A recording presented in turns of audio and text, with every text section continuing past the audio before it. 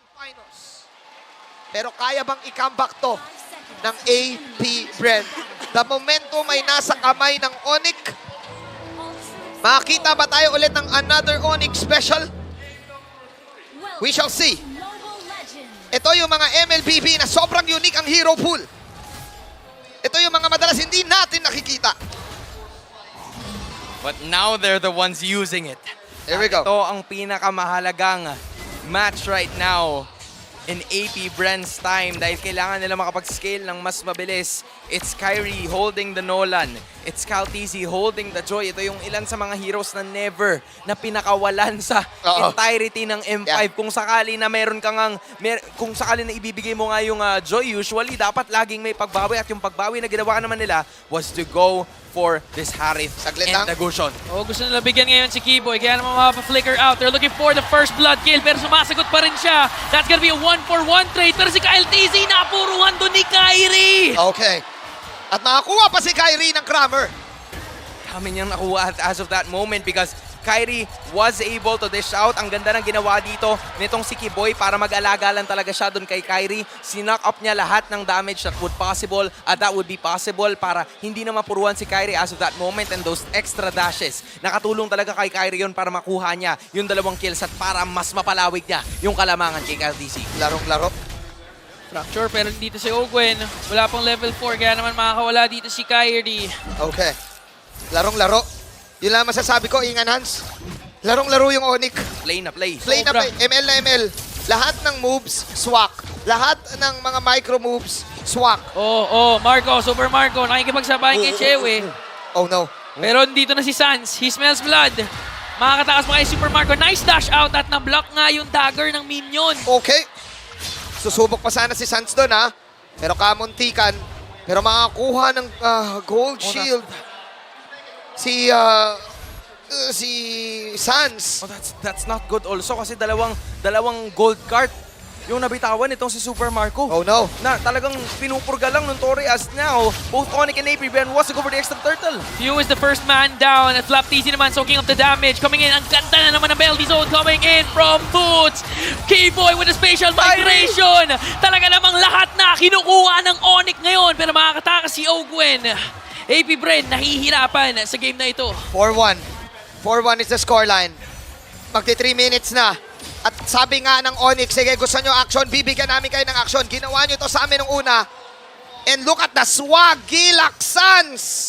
Recall, at mukhang hindi yun napapanish agad.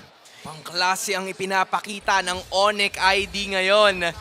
And hindi pa nga nangyayari itong si Chewe. As in, sobrang naaalagaan nila. They're making so many moves all over the map. And the gold earned, Kyrie leading by 800 gold. Kung ikukumpara mo kay KLTC and Keyboy, it's just at the near portions. Pero kitang-kita mo kasi yung impact eh. Sobrang tindi na hindi kinakaya ng AP Bren. Magpapakita siya, but all of a sudden, he's not gonna be there at sobrang laking tulong din kasi nung extrang items na kanyang binuild up. With extra regeneration and even a magic rope para kahit papano ay masustain niya yung damage output na binibigay ni KLTZ and Diffu, he is very confident in dealing damage and giving out information. Level 5 against level 3 kanina. Super Marco namumula. Ogwen nag-charge ngayon. Ang ganda ng counter onto Keyboy para si Super Marco. Medyo masakit ang dinidish out na damage coming in from Kyrie. Chewe nandun to bring down Super Marco. Na-advance ko na nga na hindi pa namumula pero alam mo agad na mamumula kasi nga this is a total stomp sa first 4 minutes. Onyx is just in their A game. Ito na yung sinasabi ni Rahayeva na hindi kami confident ngayon. Sobrang confident. Sobrang confident. Sa 4 minutes ang ating laro. Yung mga micro-mechanics na magano na nakakapita sila. Things are looking bad para sa ng AP Bren. Men, sa draft pa lang, halata mo ng sobrang confident nila kasi sobrang glass cannon din ng lineup na ito. If they have a bad early game, ang dali manalo ng AP Bren dito. But this time, it's 5-1, 3K gold lead. Lamang na lamang ang Onyx. They're gonna have to take care of this as well. Summon Force na Summon kamit na. Force, Ogwen. Tyrant's Rage not connect pero the damage kulang. Makapa-flicker out nga siya dito. Now Keyboy, makakabawi na si KLTZ with electrifying beats. Pero si Chewe napakatapang. Nakuha nga ni Kyrie yung turtle. Pero para si Chewe naman ang nanganganib ang buhay. Petrify coming in from Sans. At nakaisa ulit ang Onyx. Nakabol pa si the longest one. Hindi na. Flap TZ. 6-2. 6-2 is the score. And 2 turtles have also been taken by the side of Onyx ID kasi kita naman natin, Kyrie is making the necessary moves possible. Sobrang nagiging involved na siya in engaging much of those team fights na AP Bren hindi na nila kinakaya yung damage output. 6-2 is the kill score. Kyrie has at least 67% of those kills. So dun pa lang alam mo na kagad na talagang yung impure rage damage output ay ramdam na ng kupunan ng AP Bren. Lalo na kung titignan mo yung itemizations niya, finally locking in the Hunter Strike and a bunch more. And ang laking tulong din kasi ng thrill. It increases your physical attack damage at yun yung nararamdaman ng AP Bren ngayon. Ladies and gentlemen, nagagalit na ang Onyx. Ayan na! Special migration na naman onto Ogwen. Hindi makaka-setup dito. Bouncing ball, makaka-out. Pero si Flap TZ nakaisa doon. Chewa's gonna go down. Ogwen makakatakas rin naman. AP Bren showing signs of life. Nakakahinga ulit ang mga beast. Okay. Pero nagagalit yung Onyx. Nakikita mo sa ginagawa ng Onyx. Ayaw nilang pagpahingain ang AP Bren. Ginawa nila to nung game 2. Gusto nilang ulitin ngayong game number 3. 40 seconds ang Lord. Hindi na nagmamatter yung early game. Alam na nating lahat na lugi si Super Marco. Lumamang si Chewe. But then again, crucial death on Chewe, Crucial death on Chewe. Ang nakakuha ng kill, if I'm not mistaken, it's Kyle doon sa bottom side. Yup, at least it was Kyle TZ na nakakuha nun. So yung kanina na medyo mataas na kalamangan, nitong si Kyrie ay napababa niya to 1K. But 1K is still 1K. That is a mini item na kailangan alalahanin ni Kyle TZ whenever he tries to engage. And it's gonna be super helpful, lalo na mamaya once that they try to go and contest for this turtle. Na ngayon, nakikita na naman sila. Ogwen nakahuli. Tyrant's Rage kumonekta onto Boots. Pero may counter-attack coming in from Onyx. Kyrie onto the backline. Tutumba na nga si Super Marco. Few makakatakas din naman. Pero that means kukulangin ng damage ang AP Bren sa third turtle. At mukhang sabay-sabay nating mapapanood na pwedeng ilibre itong turtle take na ito. Ang kunat, nag-attempt yung AP Bren. But si Super Marco nawala. Alright. Nakahanap na naman si Bad Boy Keyboy. That's gonna be on to Flap TZ. 2 members down at mukhang ibibigay na ng AP Bren yung turtle sa Onyx. Kaya pa rin pala ni Bad Boy Keyboy ang Guinevere. 4K gold lead.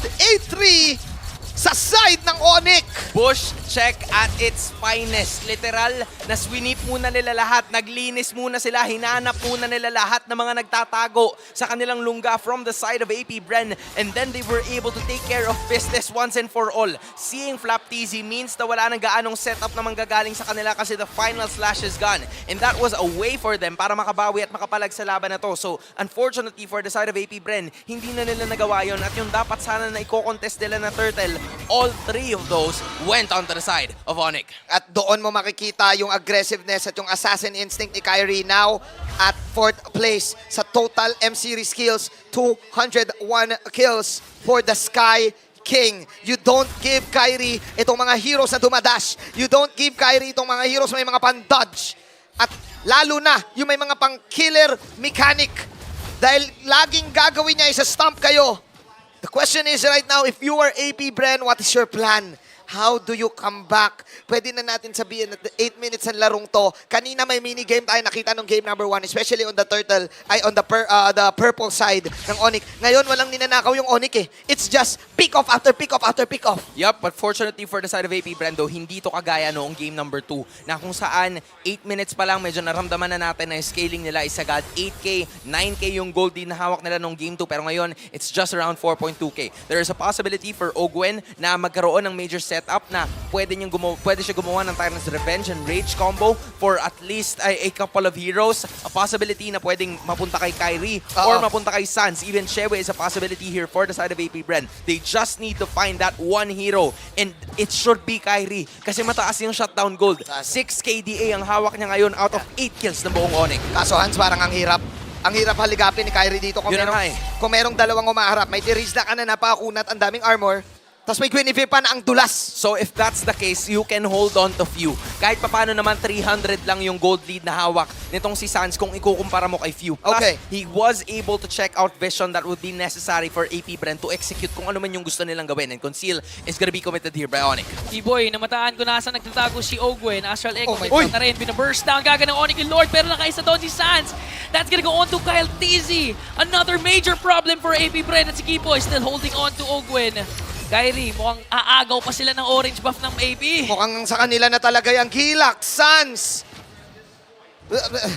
pinatikim ng mga karayom si Kyle. Umisa pa nga si Kiboy with a spatial migration, pero si Boots ang makakuha ng final kill.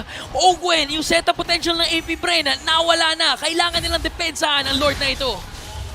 This is looking bad for the Beast. May Lord na nagmamarcha sa top lane. And this is vintage Onyx. For a year ay ganito ang kanilang laruan, lalong-lalo na sa kanilang region. Yung dinodominate nila yung laban to the point na ang bilis nag-uuwian lahat. Nasasayang yung mga ticket na bumibili ng best of 5 kasi gusto nila lagi 3-0. Kung hindi 3-0, 3-1. Basically, gusto nila early in, early out. Kasing linis ng kanilang nagiging gameplay is the execution of what has been Onyx Masterclass na ipinapakita nila, the mastery over AP Bren na talagang hindi nila binigyan ng magandang early game itong si Kyle TZ. Kyle TZ is being left at least, even Super Marco. Kakasecure niya pa lang ng second item samantalang tingnan mo sa may bandang kabila. Halos isang item na lang yung kailangan buuin ni Chewe. 11 minutes in. That goes to show you the huge discrepancy na meron tayo in terms of like the damage output na kayo ay kailangan talagang sagutin ng AP Brand. So it's really gonna boil down dito kay Ogwen. Ogwen and Flap TZ, the setup combo. Tingnan natin kung kakayanin ba ng AP yun. Pinag-uusapan natin for a year. Pinag-uusapan ng madla, ang bukang bibig. Si Kyrie ang nagbubuhat. Nang dahil kay Kyrie, meron din kasing isang specific caster na nagsabi nun eh. Pero anyways, Oo. Dito mo nakikita na halos lahat ng players ng Onyx ay problema. Halos lahat ng players ng Onyx may mastery ng kanilang mga laro. Kagaya nito. Kiboy, na-burn yung flicker. May sagot naman si Ogwen doon, kaya Ay! mapapalayo ang Onyx. Flap TZ nagamit na yung final slash pero walang tinamaan. Alright, magko-call ngayon ng Onyx na wala yan. Is AB Brand ready for this defense? Is AB Brand ready for this defense? This Onyx squad with the mastery na meron sila. I think they still will be able to defend, but look at Chewe though. Oh, Zaman Force ginamit na nga din dito pero si Kyle TZ napupuruhan. Nasamahan pa nga ng Belty Zone coming in from both. Dalawa na ang nawala. Make it 3. Onyx is just reigning supreme. 4 na lang ang natitira. At ang idol ng mga kids ang natitira na lamang. Pew! Yung tore ng AP Bren wala na. Onyx ang nangingibabaw. And finally, the Sky King